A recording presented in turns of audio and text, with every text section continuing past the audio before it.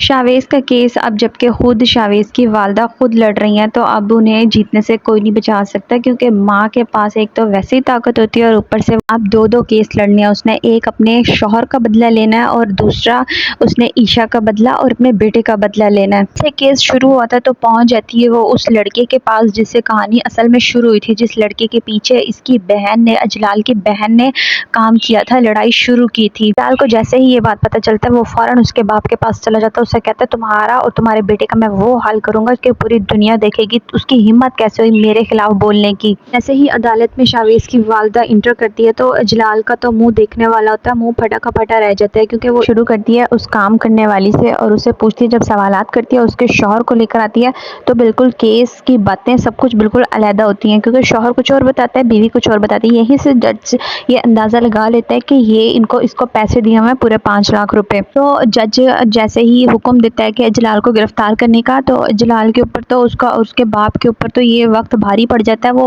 अपना मुंह छुपाने के लिए जगह जगह भागते हैं। तो उसका बाप फौरन अजलाल को कहता है तुम ऐसा करो, यहाँ से जाओ, इस मुल्क को फौरी तौर पर छोड़ दो और जाओ यहाँ से, छुप जाओ कहीं, वरना तुम्हें पुलिस गिरफ्तार कर लेगी।